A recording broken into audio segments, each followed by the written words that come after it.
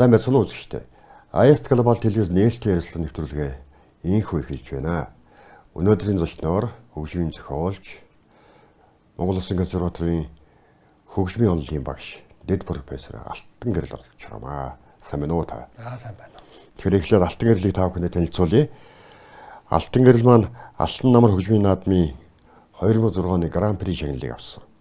2005-аас 2012 хүн хүртэл 2005-аас 2012 хүн хүртэл мөн 2019-с 21 онд Алтан намар наадмын шилдэг бүтээлийн шагналыг бас тус авч ирсэн юм хөгжмийн нэртэй уран бүтээлч хүн байгаа юм аа. Мөн улсын санд хөгжмийн шилдэг бүтээлээр түүний хэмнэл шанзны ансамбл, хүслийн хязгаарт морин хуур, ятгах симфони найрал хөгжмийн концерт, 1911 онд симфони найрлал, айнана түүхэн дуулалч жүжигуд бол бүртгэгдсэн юм уран бүтээлч хамаа. Сайн байна уу та? За өдрийн минь хүргэе. Хоёулаа хөгжмийн тухай яриагаа. Алюминий модноос эхэлж байна. Яг тэр алюминий мод алюминий модноос хол ондгүй гэж үг байдаг. Танаа зураач хүн байсан, хөгжим сайхан тоглодог байсан. Бас миний дууснаас социалистийн үед бол урлагийн үйлсээр энтэнд явж тоглодог тийм хүн байсан гэсэн. Аавын нөлөө бол нэлээд байсан баг. Бас ээж ч юм бол ихтэй эмч хүн. Ээж ч бас хөгжимч болох яаж хандж ив. Аавын нөлөө бол нэлээд байсан баг. Тэглгүй яах вэ? Тэгэхээр манай аав бол хишиг тогтох гээд зураач хүн байсан. Тэгээд аав маань бол ер нь урлагийн бол ялангуяа хөгжмийн их авьяастай. Ер нь зөвхөн хөгжим гэхгүй их сайхан зурна. Их сайхан хөгжмөдөн. За тэгээ хөгжмийн зэмсгүүдээр бол ер нь морин хуураас бусдыг нь тоглож чадна гэж үзэн шүү. Төгөлдрөөр сайхан тоглолчно, баян хуур тоглолчно, их хуур тоглолно, хуучир тоглолно гэдэг ерөөсө төрөл бүрийн хөгжмөдөр бол хөгжмөдөх авьяастай. Тэгээ дуу хөгжим зохион. Одоогийнхоор бол ер нь хөгжим зохиолч. Тухайн үед бол нөгөө ая зохиогч гэж хэлдэг байлаа шүү дээ, тий. Их авьяастай тэгээд ийм сайхан хүн байсан. Тэгээд мэдээжээр намайг одоо энэ хөгжмийн урлагт оруулах, хөгжмөөр явахад бол ерөөсө гол үг гүйцэтгсэн бол манай аав.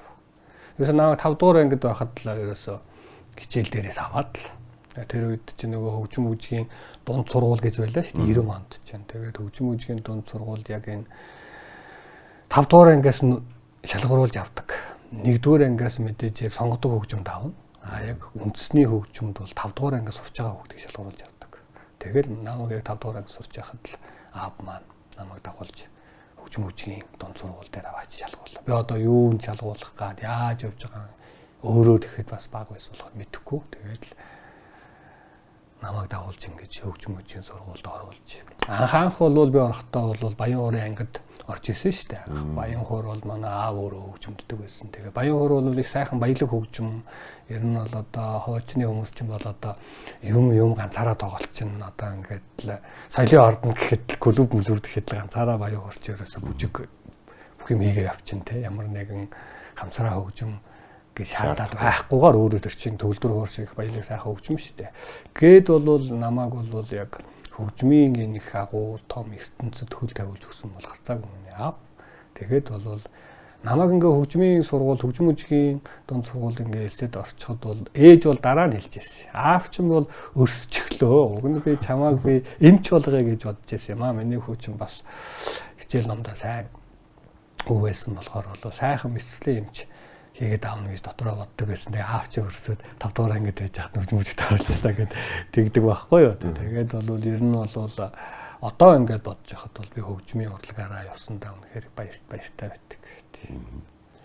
Таны өгш бол Монгол Улс улирын баатар Чингис хаан одонд Бямсургийн шараг байд. Одоо сэрсэн тал гихч одоо мэдхгүй хүн байхгүй. Энэ хөгжмийн сүүлийн үед бол гадаадын том оркеструуд тоглож байгаа юм бол фэйсбүүк орч цахим орчин бол нэлээд тавьж байгаа.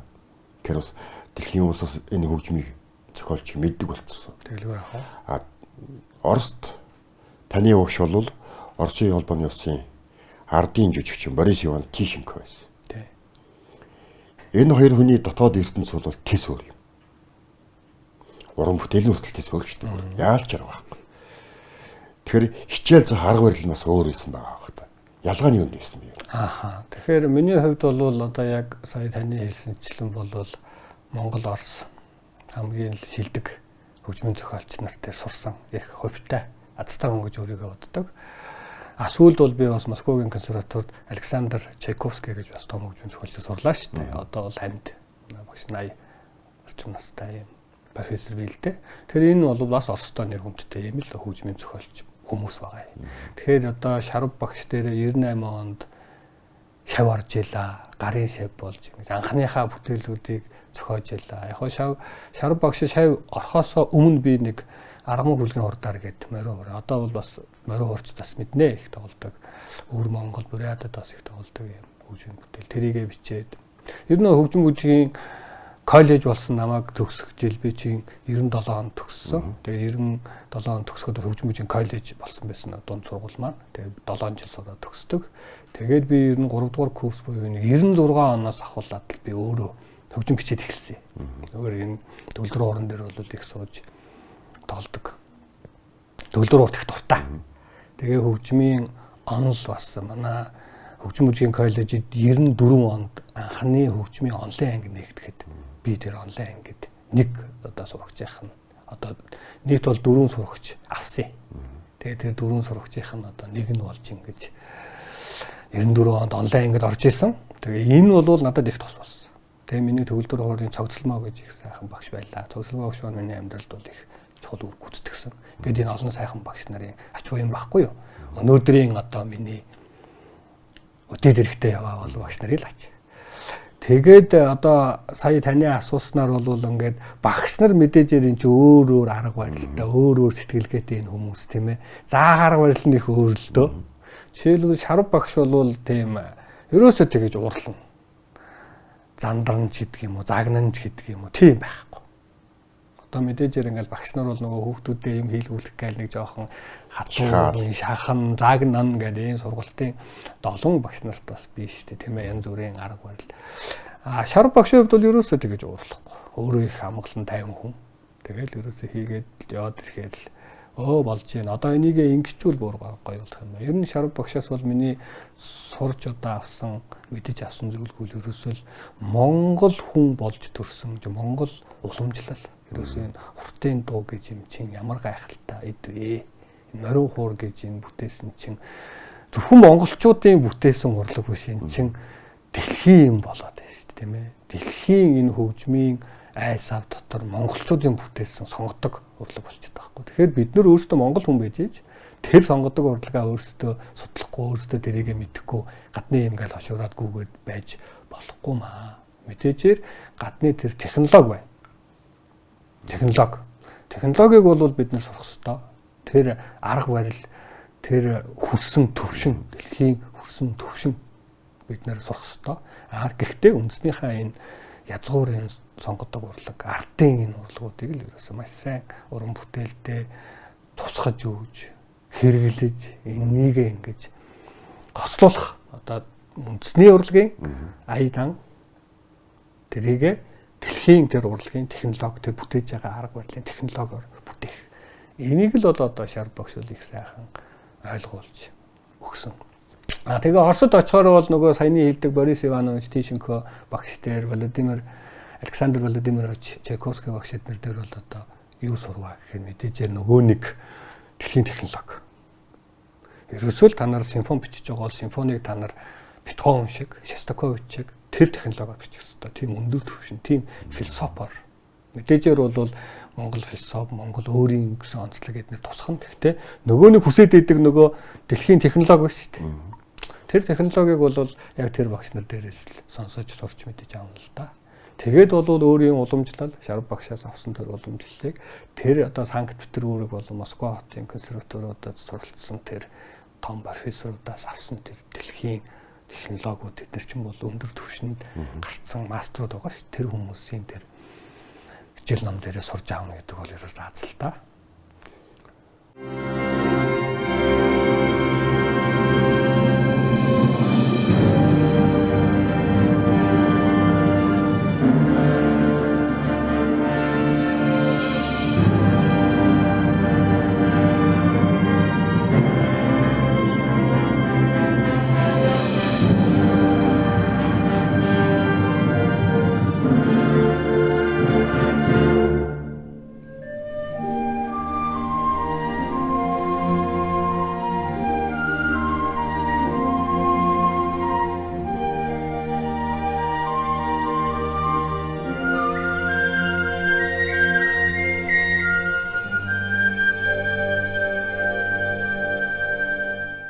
Уран бүтээлчөнд тулгардаг нэг асуудал бол өөрийн гэсэн өнгө төрхтэй болох. Тий. Байдаг. Тэс өөр ертөнцүүдээс сурж мэдсэн энэ бүх зүйл чинь одоо таны хөгжмийн ертөнцийг бүтээлийг бүтээхэд энэ яаж нөлөөлсөн бэ? Яг юуг нь одоо жишээ алтан гэрлээ түүний бүтээлийг хүмүүс сонсоод одоо хөгжим судлаач нар энэ том хүмүүс бол шууд хараад сонсоод өвөн чинь алтан гэрлийн хөгжмөө танихаар шүү дээ. Энэ бүх зүйлийг ер нь яаж ингэ? Тий. Тэгэхээр энэ их чухал асуудал. Бас уран бүтээлч хүн болгон өөрийгөө олно гэхээр бас хэцүү.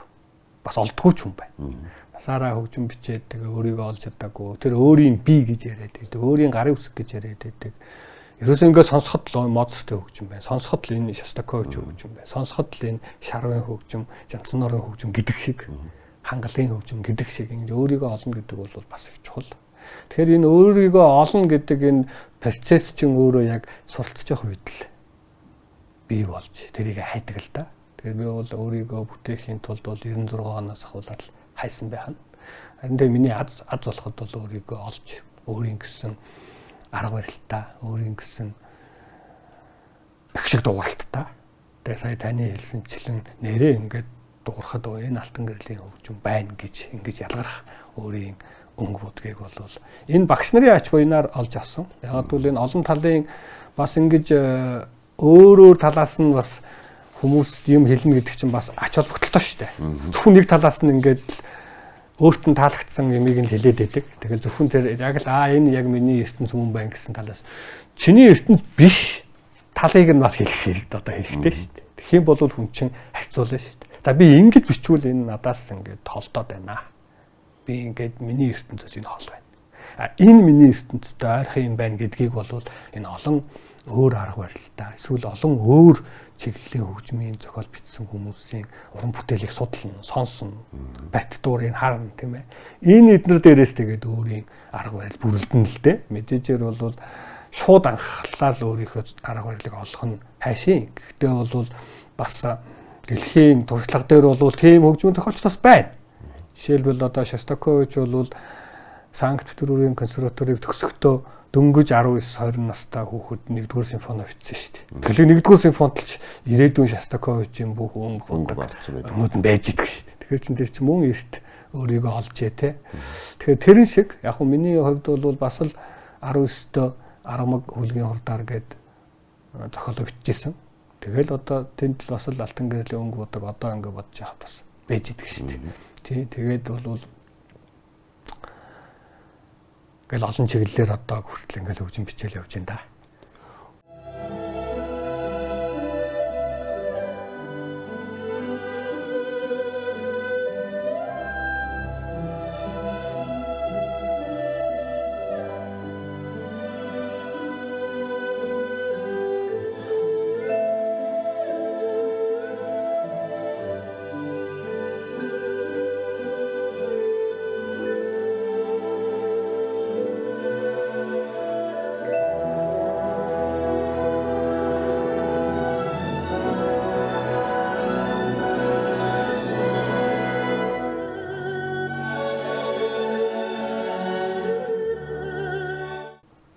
Хоёулаа нэг удаа уулзаад ярилцж байхад чиний хэлснээр 5 их сая хүүхэд хөгжим зохиолч болоход их амархан, хөгжим бичих амархан гэж хэлж байсан.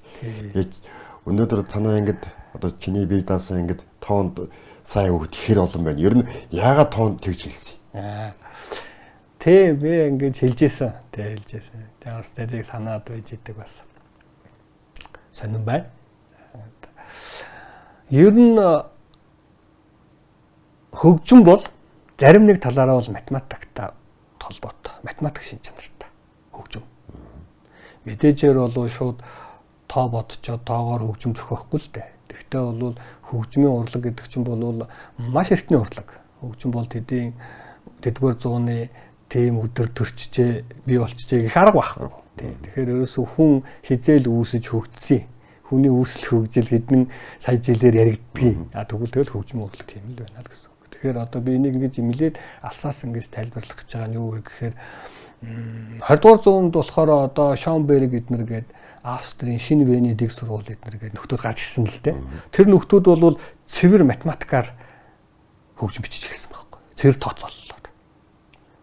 За яаж тооцоолно вэ? Одоо тэгээд тэр бол их нарийн одоо энгийнээр тайлбарлах юм бол хөгжмийн энэ 12 ихшгийг 12-ын ингээд нийлүүлээд нэг тийм одоо юу болгон сэр болгоод тэгээд тэрийг серийний техник гэж нэрлэдэг л дээ. Тэр сэрээ бол одоо янз бүрийн татамжтайгаар өөр регистрүүдэд өөр тооцооллын ухаан л болчихж байгаа юм. Тооцоолдог.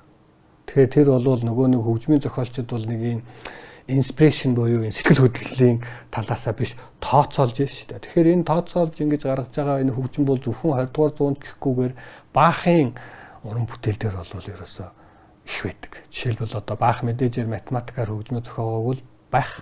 Тэгвэл Баахын 24 Prelude Fuga тэр одоо төгс даруулт хөгжим зориулсан 24 Prelude 2 битсэн 48 Prelude Fuga тэр чинь бол үндсэндээ одоо математик тооцоолол байхгүй. Ялангуяа тэр одоо юу Fuga гэсэн хэсэг дээр бол Сэдваяун дараа нь тэр Сэдвай бол 3 холон Fuga гэж бол нөгөө 2 хоолоод заавал тоглогдох ёстой. Тэгэхээр хэрвээ дунд хоолоод явсан бол дараа нь дээд хоолоо, доод хоолоо тоглогдох ёстой.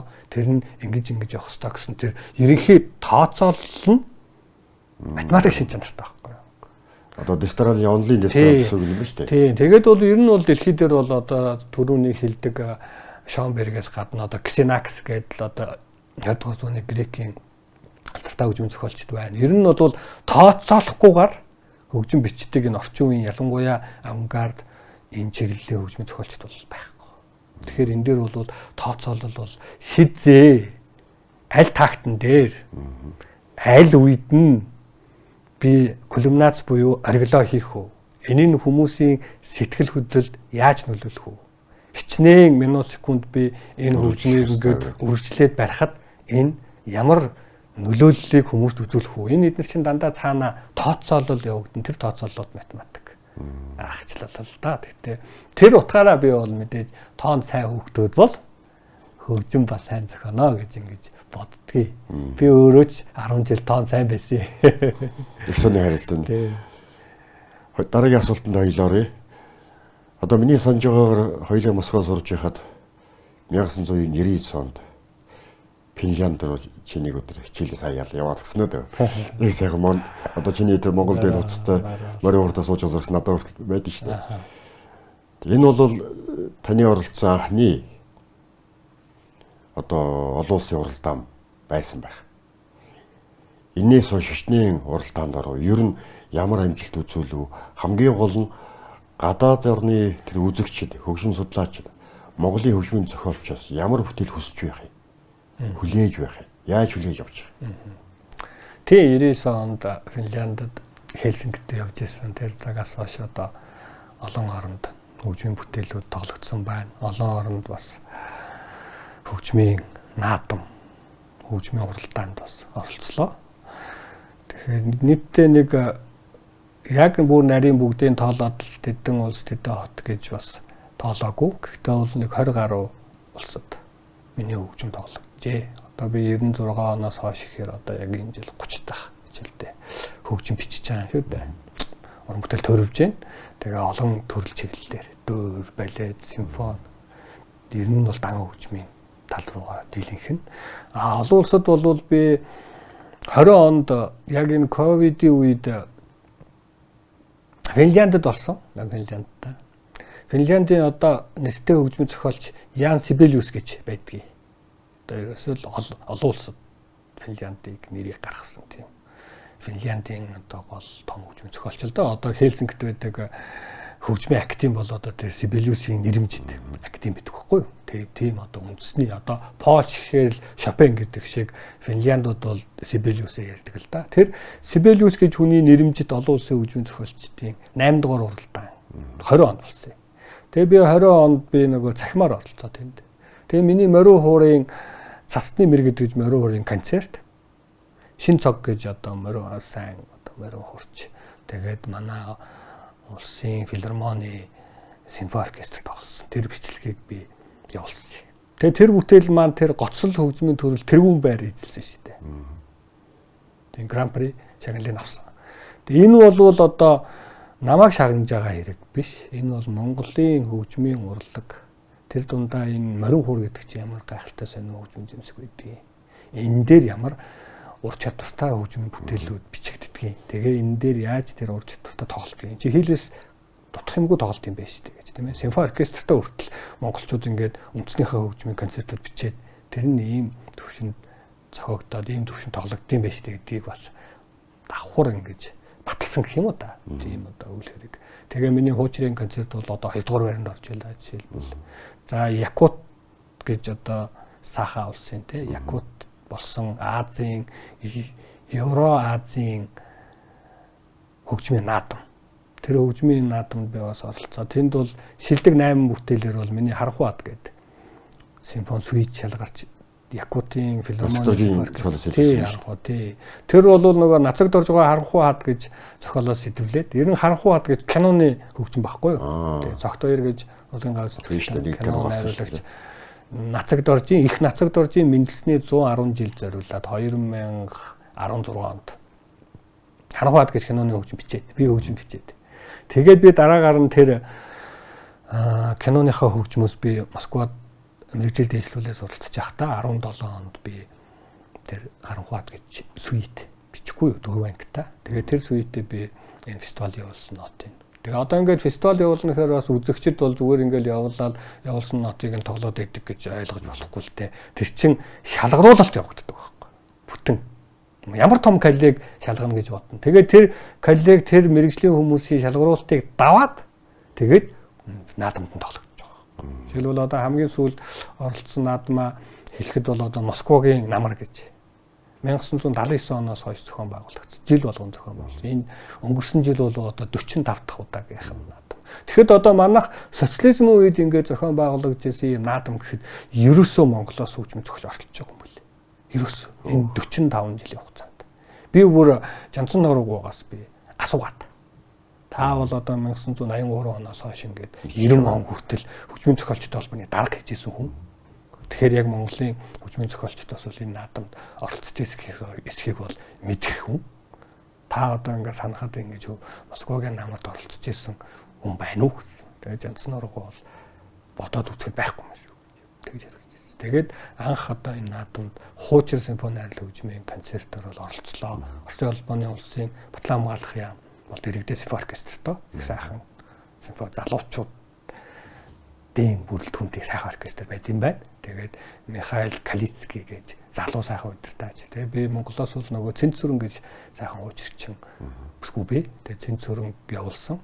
Уг нь өөрөө биеэр очиж тэр наадамда оролцох бодолтой байсан чинь Красноярск, Оросын Красноярск хотод нэг өдрийн зайтай 11 сарын 7-нд Москвагийн намар наадамд хуучрын концерт тоглохдоо 11 сарын 8-нд яг маргааш өдөр нь Красноярскт Сибирийн орчин үеийн хөгжмийн 6 дугаар наадамд миний Лимб симфони арил хөгжмийн концерт шалгарч байгаа байхгүй.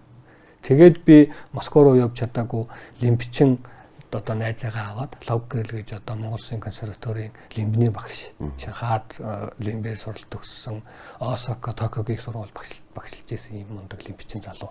Тэр залуугаа аваад би Красноярскт очиж Красноярскийн филармони оркестр гэдэг бол маш сайн оркестр. Тэгээд Владимир Ланде гэж одоо ерөнхий удирдагч ингэж тоглосон. Тэгээд зэрэгтэл бол маш сайхан хүлээж авсан. Зэрэгтэл маш сайхан хүлээж авсан. Тэгээд тэр одоо Монгол нэгд хөгжмийн зэмсгийн онцлог, дугуйлтын онцлогуд байна. Нөгөө төгүүр бол энэ симфони арил хөгжмөнтэй энэ үндэсний өөр хөгжмийн. Одоо ингээл Европод бол симфони арил хөгжмөнтэй хөр нөгөө сонгодог хийл, төгөлдрөөр, виолончел гэдэг болохоос биш одоо ийм үндэсний нэг хөгжмийн зэмсэг гарч ирээд нөгөө сонгодог оркестртад тоглоно гэхээр бас европчуудад илүү экзотик, илүү тийм сонирхолтой санагдчихээн л да. Тэгээд аль аль нь маш сайхан хүлээж авсан.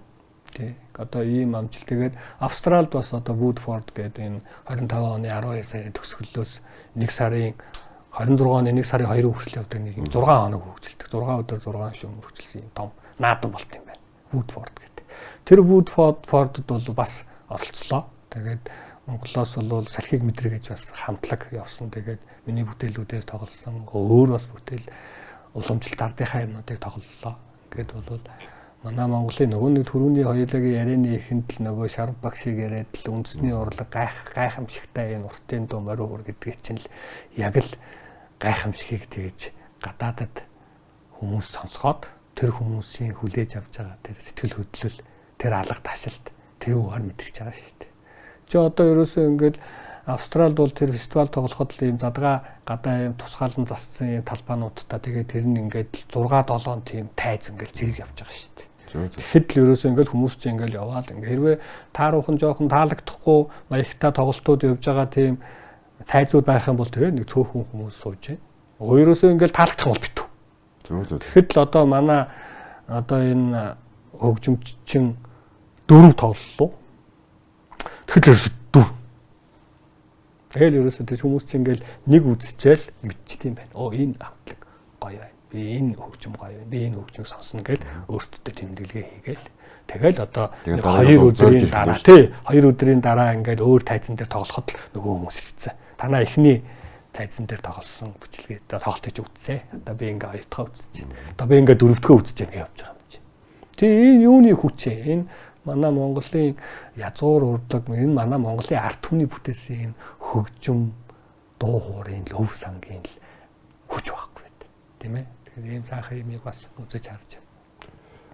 Явж. Одоо сая дөнгөж одоо уучлаарай. Дөнгөж хэдхэн хоногийн өмнөхэд би 3 сарын 24-нд Улаан-Өд хотод болсон хаш лимбиний аялгау гэж юм анхдугаар хөгжим бүжиг яруу найргийн юм наадамд урилгаар оролцоод ирлээ. Тэгээ тэнд миний лимбиний намын бодол гэж лимбиний лим төгөлдөр хоорын зохиолыг Орос хөгжимч одоо бүр ядалтай. Тэг төгөлдөр хоор чинь одоо Орос Елена Макарова гэдэг Орос хүн Милана Садулаева гэдэг гоцол хөгжимчин байх гэж байна.